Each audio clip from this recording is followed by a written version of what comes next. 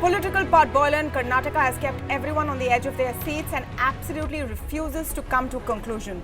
The trust vote that would decide whether the H.D. Kumaraswamy government survives or not could not be held today, with the Congress and JDS pushing for a postponement. The BJP, meanwhile, has accused the Speaker of pandering to the ruling parties. Speaking more on the current situation, with us this evening are Nalin Kohli, National Spokesperson of the BJP, Tehseen Poonawalla, political analyst, Krishna Prasad, former editor-in-chief of Outlook, and Tejas Mehta, political commentator. Let me start by going to Tehseen Poonawalla first. Tehseen, is it now a question of when this government falls rather than if? And since that's the case, why prolong it? Tamanna, let me address the last point first before I come to your earlier question, because you've asked me two questions. To your last point that the numbers are not with me, how do you know I do not have the numbers? The proof of the dhokla is in the eating, and that can only happen on the assembly of the house. Now let's come to the earlier point you raised, and I will come back to this last point. Please understand, your question is what is happening in Karnataka. So let me give you with evidence. On 10th of February 2019, the ex-Honorable Chief Minister of Karnataka is on record in the assembly saying the voice in the tape is his. This tape says that MLA should be purchased for 25 crore rupees. The Chief Minister, Yedurappaji, is on the floor of the house admitting to this tape, saying the voice is his. This tape says to the MLAs, don't worry about judges. Supreme Court will be managed by Amit Shah ji and Narendra Modi ji. Please understand this.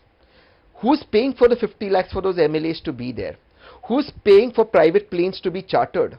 Who's paying for an independent MLA to fly in a chartered plane with Yedurappaji's secretary escorting it? For you. Now, they still don't want to vote for you. That doesn't mean you have the numbers. Absolutely, ma'am. Now you have concluded that I don't have the numbers. I believe I have the numbers. The Honorable Supreme Court has not completed the hearing, to which I haven't gone as the government. I have gone to the Assembly saying I want my numbers to prove my majority. The Honorable Supreme Court is sitting on the petition of the Speaker and the MLAs who have gone for disqualification, resignation. Why is the Honorable Supreme Court sitting on it? And it's not sitting on only the Karnataka petition. Why is it not deciding on the Tamil Nadu petition, which was over a year ago? Because there the Tamil Nadu government, which is in proximity to Modi ji, will fall. So I want to conclude by asking a very legal question. Who is any court of law to tell me how to run my house? My house is sovereign. I will run my house, but I still respect the court. Since it's sitting on the thing, let it give a decision. I'll prove my numbers. As a government, I have the numbers. I'm confident. No, then if you're confident, why aren't you going for a trust vote? Nalin Kohli, if you can... Because the Supreme Court has not finished its judgment. It's given an interim judgment. The Supreme Court has directed the Speaker to take his time with deciding on the resignations. But I said you can't force them. Who is the Supreme Court to direct the Speaker? Let me ask you, who is the Supreme Court to direct the Speaker? Nalin Kohli, is this a legal fight or is this a political fight? Are they buying time, and are you waiting? By you, I mean the BJP waiting with bated breath.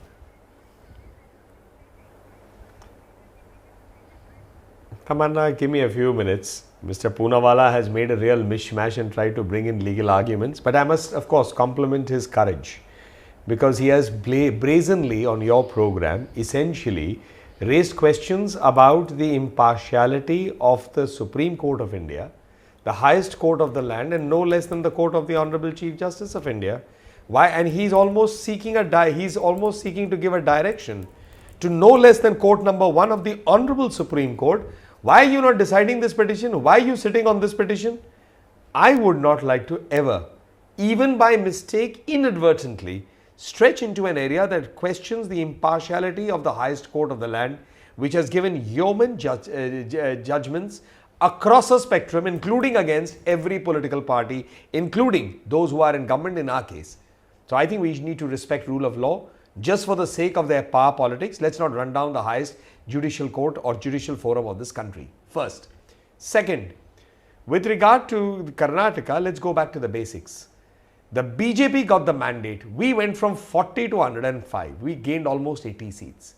The JDS has less than 40. The Congress was ousted out of power.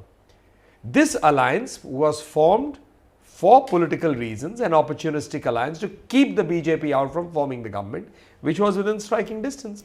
We went for the trust vote. We didn't have the numbers. We are sitting in opposition. Now the next issue that comes, in a government where the chief minister is on record by pulling out a handkerchief I feel like crying. I'm worse than a clerk.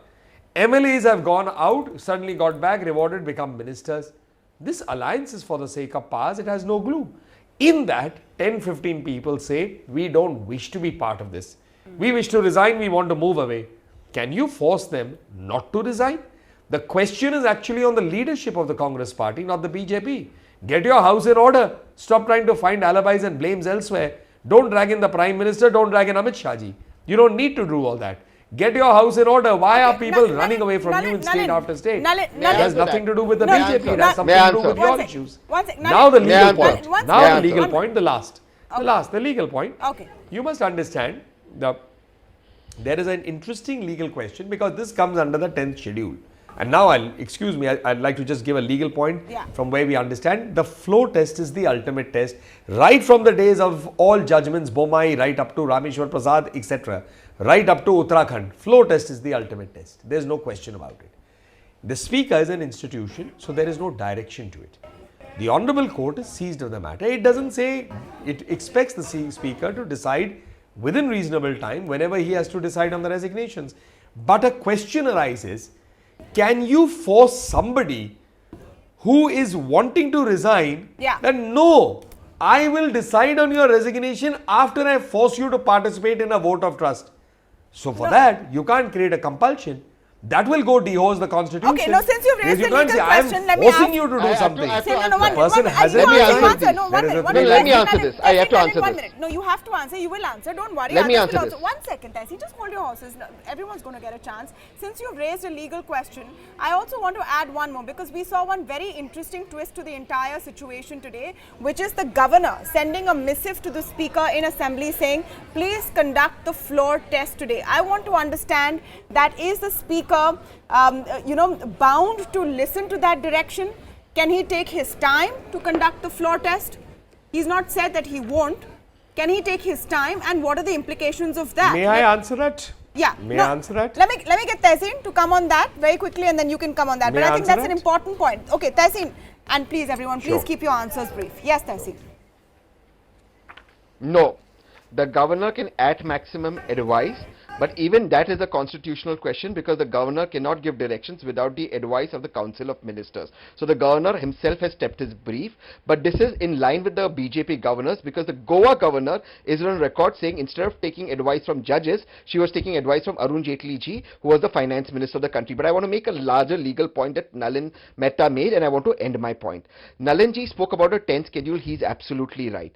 The part of the Supreme Court judgment where the Supreme Court tells the speaker it cannot force the MLAs to come to the house, I agree with that part of the judgment. However, please Nalinji, where you are making a factual mistake is this, the petitioner in this case was those 15 MLAs and the speaker.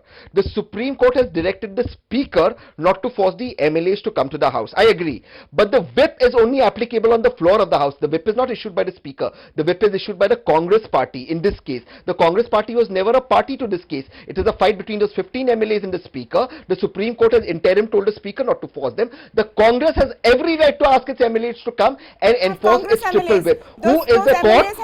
Who exactly? The court. Now one last point. Nalinji said, why is Modi and Amit Shah being dragged in it? No, Modi and Amit Shah and Supreme Court is not being dragged by Tehseen Poonawala. It's being dragged by. It's being dragged by. It's very important. It's being dragged by. Please, ma'am, this is the most important point. Ma'am, very important point. Ma'am, very important. Very important. Last point. Nalinji said, why is Modi and Amit Shah being dragged into this? Tehseen Poonawala is not dragging Modi and Amit Shah ji into this. Modi and Amit Shah ji was dragged into this by Yediyurappa ji or by states on 11 February by saying Supreme Court will be managed. That states are on record. The temptation to answer each and every comment made by the other because then what happens is I agree, but I just wanted to finish this. And I want to steer the discussion. Fair enough. And I want to talk about the point about can the governor tell the speaker when to hold a trust vote? Because the roles of the governor and the speaker are at the center of this entire story, which is why it is so important. Nalin, can I ask you to answer that question, but briefly, please? I have still not gone to two panelists on the show. Yeah. Yes. I'm sorry, but it's a legal thing. It'll take a minute. Please bear in mind the governor, every decision that takes place in the state is in the name of the governor, as every decision for the union is in the name of the president. He is the representative of the constitutional scheme. Now, the governor under Article 175(2), and I'll read it for you, the governor may send messages to the House or the House of the Legislature of the state, whether with respect to a bill, which is not the case here, then pending in the legislature, or otherwise. He may send a message or otherwise, that to the House to which any message is sent, the House shall, with all convenient dispatch, consider any matter required by the message to be taken into consideration. He is, by the Constitution under Article 175(2), entitled to send a message. He sent a message. Well, and why? Now, if he's why done is his he bit, sending the message the Speaker today? is a constitutional authority. He is on record to have said, there is nothing wrong with the message. He will do in the House what he is supposed to. But we must also bear in mind the whip operates within the House, not outside the House. You can't be saying that the conduct of the House is expected to travel all over the world. It doesn't. The House itself is the area where all of these things operate. Okay, I want to go to Tejas Mehta and Krishna Prasad. Tejas, I'll come to you right now. And of course, we were showing pictures just a few minutes ago of the BJP MLA still in the assembly. B.S. Yediyurappa saying, let the discussion go on till midnight. Very simply put, the BJP wants a trust vote because they assume they have the numbers. Congress JDS doesn't want a floor test today because they feel like they don't have the numbers. They're buying for time. What is going to change? How are they going to persuade these MLAs to do what they want? How is either side, exerting influence over them? Shouldn't that be the biggest question?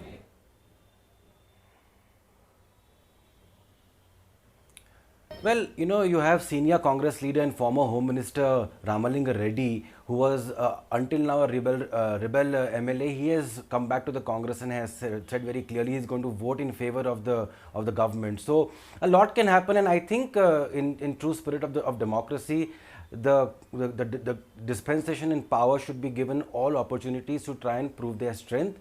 At the same time, when the numbers are looking really bleak as they are at this point of time, the BJP is in the opposition, it's in the political arena of the House, and therefore naturally they'll have the next chance by the governor to form a government. So they should also have an equal opportunity.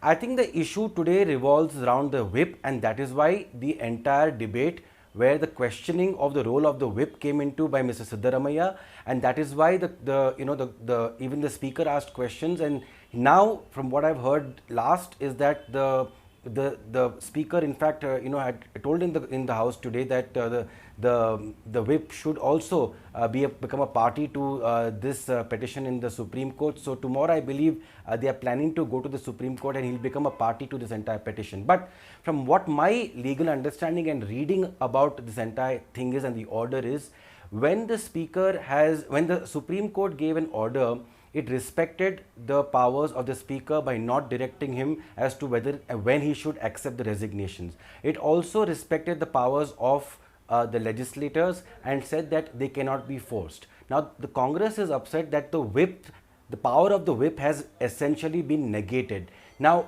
is this right or is this wrong? That is the moot question, because that changes the entire role of what happens today, and the MLAs could be disqualified if the whip is issued.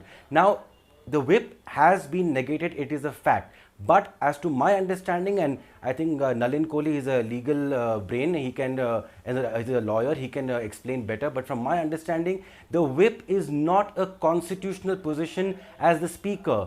When the Supreme Court gives an order to the speaker, then they cannot interfere in the legislature's work or in the MLA's work. But the whip is a party position, and therefore the Supreme Court is within its ambit to order the freedom of all these MLAs to vote by their conscience, and they cannot be forced. So I think this argument is that the Congress is putting forth about the whip's powers, and they are being negated. I think it's a false one, but of course, as I said, the Tehseen or Naren Kohli can clarify if this is a constitutional position or it's simply a party position. Before I go back to them, Krishna Prasad, I want you to come in on the politics of it all. And I started by asking Tehseen that is it a matter of when this government falls rather than if? If they survive this bout as well, they go to the Supreme Court, they buy a few days and somehow manage to sail through again, the attacks are going to keep coming because this government is on shaky ground. This government is certainly on shaky ground. This government has been on shaky ground for quite a while now, so it's not new. It's perhaps buying time today. The end might be tomorrow, day after tomorrow, next week, heaven knows when. But this government is clearly on very thin ice. But I think what we have seen today, if you take out the BJP and the Congress from this debate for a moment, is you've seen a first-class debate on the tug of war between the legislature and the judiciary. And I think much of this flows from a very questionable Supreme Court interim order. There is no joy at all in criticizing the Supreme Court, but I think, there is something to be explained about the Supreme Court's order, an interim order such as it is, simply because there are so many question marks, in that one single order, that, all of this is resulting from that. So what you've seen today is a first-class tug of war between the judiciary and the legislature. You've seen it between the speaker in the one sense and the governor on the other. You've also seen behind the scenes a tug of war between Bangalore and Delhi, because there are unseen hands puppeteering this whole show from Delhi. So I think it's been a first-class crisis. But I think we must concede that we've seen a very good day of debates, and we've also seen quite the opposite, also. Let me make this one simple point. I think during the course of the whole day, you could not see one single BJP man make a cogent argument that this should happen today. You see, both the Congress and the BJP, one side wants to delay it, the other side wants to happen immediately. So you can see the urgency on the one side, you can also see the delaying tactics on the other. But that said, you could not see a single cogent argument from the BJP as to why it should happen today and today alone. And therefore, by repeatedly going to the governor, they have really shown their cards too much. Respond on that. Let me get Nalin to respond on that. Let me just make one final quick point. Let me just make one point, because I think the Supreme Court's interim order came in the case of an ideal circumstance. In Karnataka, you have not had an ideal circumstance for quite a while. In the last 20 years, you had 2 fractured mandates. You've had 3 coalition governments. I'm not sure what you describe as an ideal circumstance. 1 minute. Let me get just Nalin Kohli to. That's an important point you made, and I'm short on time. So let me get Nalin Kohli to respond to that point. What is the cogent argument for today and today only? Why is B.S. Yediyurappa saying stay on till midnight but do the floor test today? Why not tomorrow? If you're sure you have the numbers, you can do it even next week. First, I don't agree with the assessment that has been said by the last speaker. I'm sorry I didn't get his name. But there are 2 parts that he raised. Is about a cogent argument. He's spoken about a tussle between the Supreme Court, and he's also spoken about the timing of the Supreme Court, and he's spoken about stability in that sense. Let's first understand the matter is in the Supreme Court because the MLAs went there and the speaker is a party. So that is, it's not as if the Supreme Court has directed itself to be part of this. So it's not a tug of war. This is where you go when the constitutional position comes. That's the constitutional scheme. And that constitutional scheme talks of separation of powers between the executive, judiciary and the legislature. That's in the basic nature of the constitution. So that would be a very, you'll pardon my saying so, uninformed way of looking at the constitutional scheme. The second part to it is about why they today alone. That's also the basis of where, in terms of the democratic practice. If you don't have power and you are taking decisions in terms of not having the mandate of the people, is that not subversion of democracy? One may talk about the ills of the system with regard to representatives crossing over other things, the mismanagement of the 10th schedule, but everything then finally comes under judicial review and different judgments from the SR Bommai onwards have been laid down, which actually try to give structure to the situation. But this will also become a structured thing, because this is a new question that has come out with regard whether when you give your resignation, can you be compelled to be in the house? Can you be forced? So let me give an example. Suppose a state legislature decides to pass something to say we are seceding from India. Can you then issue a whip to say that I demand all my elected members to come and vote on a bill that I am saying to secede from India, which of course the governor will reject. Is the whip a constitutional position, is a party position, and the Supreme Court can intervene? No, 1 minute. Tehseen, yes. Yes, it's a good point. No, it's not. It's not. 1 minute. Yes, no. Tehseen, come in. It's a fair point. The whip is by convention. It is not a point in the constitution Tehseen, go ahead. The whip is a continuation of the British concept. It's about maintaining discipline within the party. Yeah. And therefore, In terms of the whip, that is something that's not part of the constitutional scheme, it's part of convention. We are, Yeah. we are Exactly. discussing. Yeah, Tehseen, go ahead. We're Thank you so much. We are discussing the 10th schedule of the Constitution and the anti-defection law. This particular law was not struck down by the Honorable Supreme Court. If it was not struck down by the Honorable Supreme Court, the only way for me to enforce that my MLAs are present there is by issuance of a whip. This whip is not issued in Mumbai, Bangalore, or in the Economic Times studio. It's enforced in the floor of the House. The floor of the House is sovereign and free from judicial interference. And to my last point, the proof of the pudding in the eating, that can only happen on the floor of the House. The reason that's not happened today is because the Supreme Court has only given an interim order on 2 cases to which I am not a party. I want to prove my numbers. 1 minute. But you are not allowing me to prove it because you've run to Supreme Court. You should have stayed on the floor of the House and allowed me to prove my number or drop me down. 1 minute. You ran to the Supreme Court, not me. I didn't go. These 15 or 14 MLAs have said clearly that they want to leave the party, the Congress and the JDS. You need to have the numbers without them in the picture. No, 1 minute. Please understand. No, 1 second. They were being thrown out before they decided to resign. It is only because I'm taking action to them. They have now come under this 50 lakh rupees being spent in If they were Mumbai. being thrown Private out, why is charters to DK resign. That is Shivakumar it. standing outside the hotel wanting to go and meet them? Look, let's Is that a legal argument? Let's come Is down. that a legal argument? Let's come down Then why is to what Yadurappaji this really is about. Then why is Yadurappaji flying them in a private plane? Tehseen, hold on. Why is Yadurappaji flying them in a private plane? Please answer that. Is that...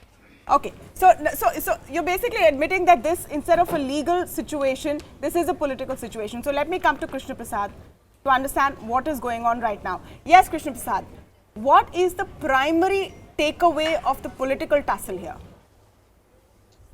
Well, its primary tussle is obviously from what Mr. Kohli said early on, which is that the BJP, which got the highest number of seats, did not get the chance to form the government. It flows from there. But to just confine myself to what happened today, I think the one key thing you must observe is that the BJP was too clever by half. One of the MLAs who was holed out in Bangalore, a Congress MLA, magically disappeared in the middle of the night and landed up in Bombay and has sent a set of pictures and has sent a medical acknowledgement of his condition and so on and so forth. That has been the key problem with the BJP today. It has been severely exposed by that one MLA who has gone to Bombay in the middle of the night, claims he has chest trouble, has traveled all the way from Bangalore to Bombay, which is 1,000 kilometers, and has produced this medical certificate to show that he's unwell. Or it really exposes this whole game, which is this Operation Kamla, which is the 6th time that the BJP is indulging in Karnataka in the last 1 year. Yes. So unfortunately, I think this is a political debate. The legal issue, of course, is very much... It is a political debate, no, undoubtedly, but it's couched in the roles that constitutional authorities perform, which is why it's very important. Tejas, I'm right out of time. If you can say something in 10 seconds, then I can give you the time. I'm absolutely out of time. Tamanna, there are many occasions where the Chief Minister, Mr. Kumaraswamy, has been crying. Is the BJP responsible for that? Yeah. There are so many occasions where he had to have so many shuffles in his government and have new ministers. Is the BJP responsible for that? Any political party Yadurappaji is offering 25 crore rupees of a weak government, of infighting within allies, they will try and make the most of it. So yes, the BJP has many Operation Kamlas. There is no denying that, accepting that. But one has to, and that's legal and moral. The coalition itself has and that's so legal many and moral by themselves. Well, is politics legal and moral? Again, is a question that none of us can answer at this point. We're going to have to end this show right now. I want to thank all of you for joining us. We're hoping this drama in Karnataka comes to a logical conclusion sooner than later. It is honestly getting tiresome and is not displaying any of the political parties in a good light. Let's hope it comes to a good and logical conclusion soon. That's all the time we have on India Development Debate. Thank you for joining us this evening.